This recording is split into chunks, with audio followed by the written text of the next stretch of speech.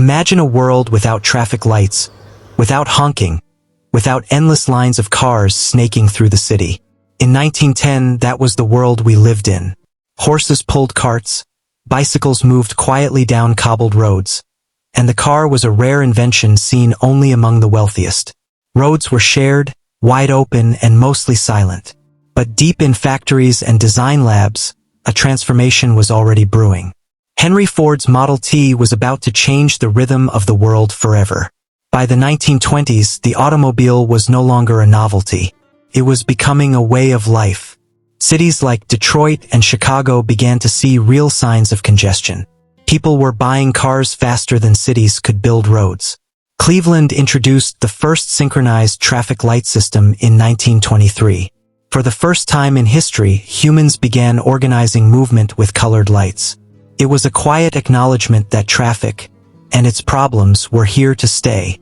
The 1930s brought more cars, more roads, and more problems. In Europe, car ownership surged. In Rome and Berlin, streets that were once built for horse-drawn carriages were now crowded with machines. Paved roads spread across cities.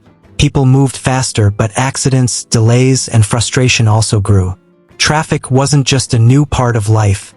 It was becoming one of its most visible complications. Then came the 1940s, and with it, World War II. Civilian car production came to a halt. Gasoline was rationed. Roads were quieter. But the break was temporary. When the war ended, soldiers returned to booming cities, and the car came back stronger than ever. In America, the car became a symbol of freedom. In Europe and Japan, rebuilding included designing better roadways for a future centered around vehicles. The 1950s were the decade of highways. The United States built the interstate highway system, a vast web of concrete roads linking every major city. Suburbs spread outward, and people drove farther and longer.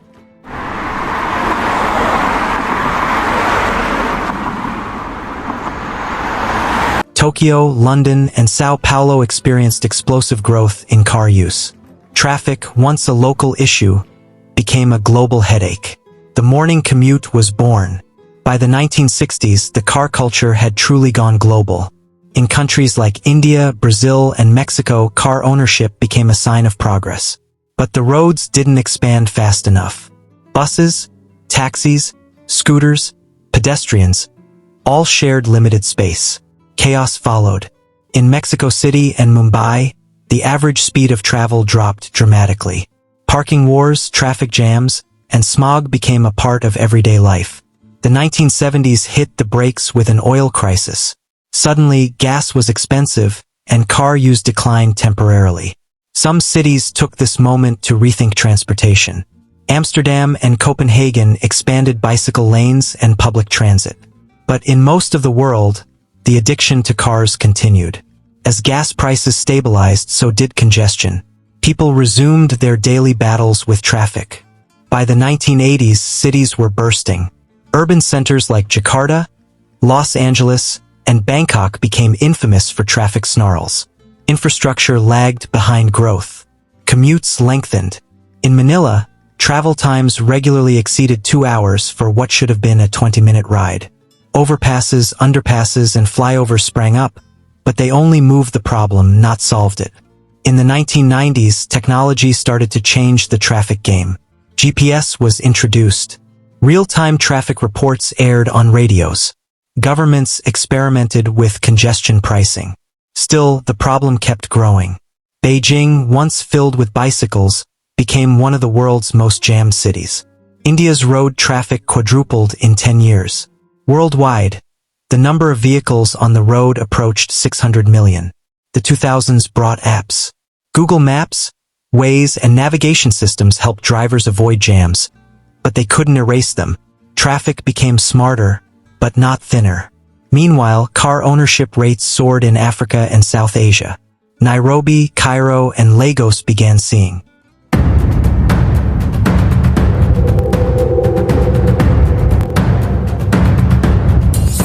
and Istanbul rise by more than 5%.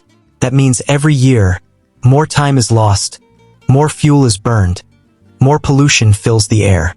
The cost isn't just economic, it's deeply human. Families see less of each other. Stress rises. Accidents increase. In some places, ambulances can't even reach the sick in time.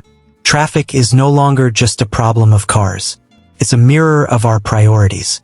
As long as cities are built around vehicles instead of people, the congestion will grow. More roads won't fix it. Only smarter planning, better public transit, and a cultural shift away from car dependence will. The roads we build reflect the future we want. But the question now is, are we willing to stop and rethink before the world gets stuck for good? Every day we move. To school, to work, to markets, to homes. A simple 5-mile drive that once took 15 minutes can now take an hour. All because of traffic. The world has become faster, but our roads have become slower.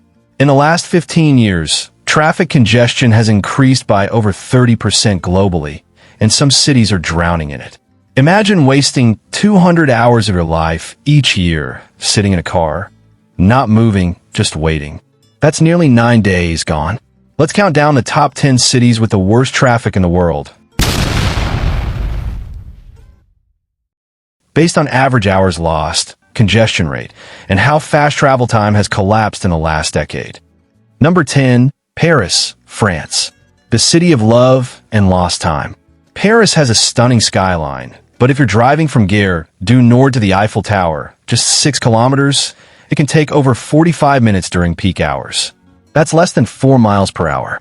In the last 15 years, traffic in Paris has worsened by 25%, especially with ongoing construction and tourist influx. Paris has tried to fight back with cycling lanes and car-free zones, but the reality is, cars still dominate the heart of this historic city. Number 9, Sao Paulo, Brazil. Sao Paulo is massive. A drive from Guarulhos Airport to the city center, just 25 kilometers, can easily take 2 hours on a normal day. During rain, even more. Traffic in Sao Paulo has grown nearly 40% since 2010, partly because of rapid urban growth and weak public transport. People spend over 105 hours a year stuck in traffic, and the city keeps expanding outward, making commute times worse every year. Number 8, Istanbul, Turkey. 2 continents, 1 city, and a lot of cars. Istanbul straddles Europe and Asia, and the bridges between them are choke point. Crossing the Bosporus Bridge, a 1.5 kilometers journey, can take up to 60 minutes. That's almost walking speed. Over the past 15 years, Istanbul's traffic congestion has increased by 35%, thanks to a boom in car ownership and population. Even with metro extensions, the car remains king. Number 7, New York City, USA. From the Bronx to Brooklyn, traffic never sleeps. The 10-kilometer stretch from Central Park to JFK Airport should take 25 minutes. It often takes 90 minutes. That's New York for you. Since 2008, car traffic has increased over 20%, even with subways and buses. Delivery vans, ride shares, and honking cabs clog Manhattan daily. Drivers lose about 117 hours a year in gridlock. Number 6, Nairobi, Kenya. In Nairobi, traffic isn't a problem, it's a crisis. A 10 kilometers commute from Westlands to the CBD can take 2.5 hours. Nairobi has one of the world's fastest growing populations, and with limited road infrastructure, traffic has jumped by over 50% in just 12 years. Matatus, private cars, and bikes all battle for space. Time is swallowed on these roads, hour by hour, day by day. Number 5, Los Angeles, USA. The city of stars, where cars crawl instead of race. LA has massive highways, but they're packed. Driving from Santa Monica to downtown, a 25 kilometers trip, often takes 90 minutes or more. Despite having 27-lane freeways, congestion has risen 30% since 2010. Drivers in LA lose over 143 hours per year in traffic. A city designed for the car now finds itself suffocated by them. Number 4, Manila, Philippines. In Manila, people joke that traffic is their national sport. It's no exaggeration. A trip from Quezon City to Makati, just 15 kilometers, can take 3 hours. Cars, jeepneys, buses, everyone is stuck. And the stormwater floods don't help. Over the past 15 years, traffic in Metro Manila has worsened by 70%. An entire working week can vanish every month, just trying to get to work. Number 3, Bogota, Colombia. Bogota is colorful, loud, vibrant, and jammed. Getting from El Dorado Airport to the city center, only 13 kilometers, can take 2 hours or more. Traffic has increased by over 45% in the last decade. Despite investing in public transport, over 8 million residents are still largely dependent on roads. The result?